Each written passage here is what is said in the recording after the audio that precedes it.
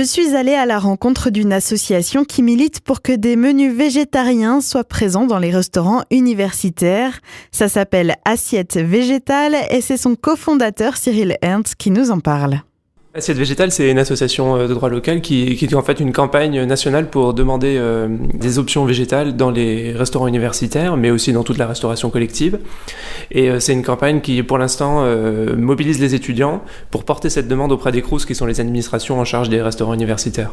Le but, c'est marquer les esprits. Cyril Ernst et Solène Davo, la coordinatrice de projet, expliquent comment ils s'y prennent. On a des équipes qui se rendent à l'heure du déjeuner, donc en général ça dure 1h30, 2h grand maximum, devant les CROUS. Donc on a des déguisements de légumes, voilà, pour rendre ça un peu fun. Et donc on va à l'encontre des étudiants pour discuter avec eux et pour leur faire signer du coup une carte de pétition pour demander aux CROUS d'avoir une option végétale quotidienne et au même prix que le menu standard. Et pour l'instant, on est en contact avec plusieurs CROUS. On a rencontré les directions de Strasbourg, de Metz, de Créteil, de Lille, d'Amiens, de Caen. Et donc, on est content parce que ça prend bien. On sent qu'il y a une demande de la part des étudiants et que c'est une campagne qui va aboutir à quelque chose. Notre objectif, c'est de changer des millions de repas parce que c'est beaucoup mieux pour la planète, pour les animaux et aussi pour le choix des usagers qui, pour l'instant, n'est pas trop pris en compte. Donc on est content que ça montre déjà des signes positifs et notre objectif c'est que dans 5 ans tous les restos U proposent du végétalien quotidien à côté du menu normal, mais qu'au moins il y ait le choix. C'est surtout l'idée d'avoir une option disponible pour tous ceux que ça intéresserait et même ceux qui voudraient tester, ceux qui n'auraient pas forcément des convictions ou des raisons pour la santé, etc. Mais c'est vraiment la liberté d'avoir l'option végétale disponible. À Strasbourg, par exemple, au restaurant U Paul Appel, où ils testent l'option végétalienne, il y a 25% des étudiants qui la prennent. Et donc ça implique beaucoup plus de gens que les végétaliens ou même les gens qui sont soucieux de la planète. Je pense que le principal argument d'une option végétalienne, c'est aussi que c'est bon.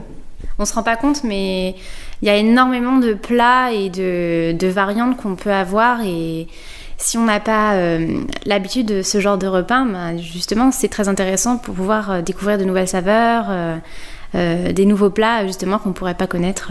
Et du coup, c'est une façon concrète d'agir pour l'écologie parce que souvent c'est assez abstrait, on demande aux gens des choses qui ne sont pas forcément atteignables et là, en fait, en proposant une option végétale, on leur met juste au menu et c'est à eux de la choisir ou non, mais en fait, choisir un plat plutôt qu'un autre, surtout quand il est bon, c'est très facile et c'est pour ça que ça marche et qu'on a privilégié cette approche-là. Si Cyril, Solène et leur association militent dans ce sens, c'est parce qu'ils pensent que bientôt il sera trop tard pour sauver la planète.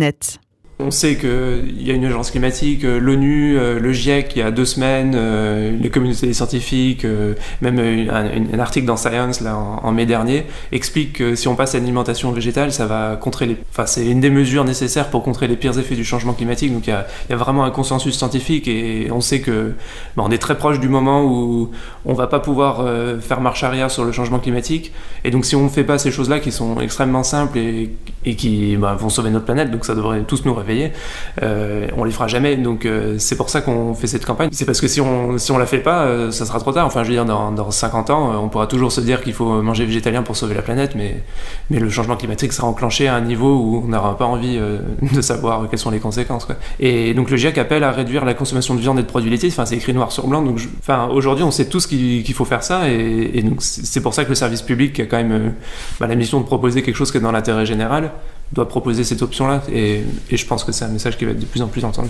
Tout le monde se réunit pour dire qu'il faut agir maintenant. Il y a urgence, et aujourd'hui, changer notre alimentation, ne serait-ce même que pour un repas par jour, le midi à l'université, c'est facile et c'est concret.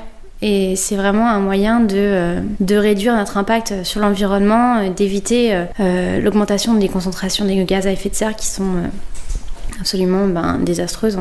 Et donc, si les pouvoirs publics s'y mettent, ça facilite la tâche à tout le monde. Et ça montre aussi qu'ils prennent ce problème en considération et qu'ils veulent agir aussi de leur côté. Ouais, en fait, ça va ancrer l'alimentation végétale dans les pratiques normales. Parce qu'une fois que c'est affiché au menu dans une institution comme les restaurants universitaires, on se dit, ah oui, c'est un menu normal, c'est un des choix acceptables. Tandis que là, actuellement, ce qu'on demande aux gens, c'est d'avoir des comportements écolos et de manger moins de viande, parce que c'est le discours quand même qu'on entend partout. Mais en même temps, on les prive de cette possibilité et on leur dit non, il n'y a que de la viande au menu. Donc il y a une petite contradiction, même une grosse contradiction. Aujourd'hui, c'est Solène Tavo qui nous partage sa petite astuce écolo qu'elle applique au quotidien. Moi, personnellement, je suis assez fan du vrac. J'ai beaucoup de bocaux, donc dès que je peux, je vais aller faire mes courses. Je ramène mes petits bocaux et mes petits filets pour éviter, par exemple, quand j'achète mes fruits et légumes, je les mets dans mes filets et ça m'évite de prendre un sac plastique à chaque fois. Et voilà, dès que je peux, farine, fruits secs, etc., je les mets dans mes bocaux directement.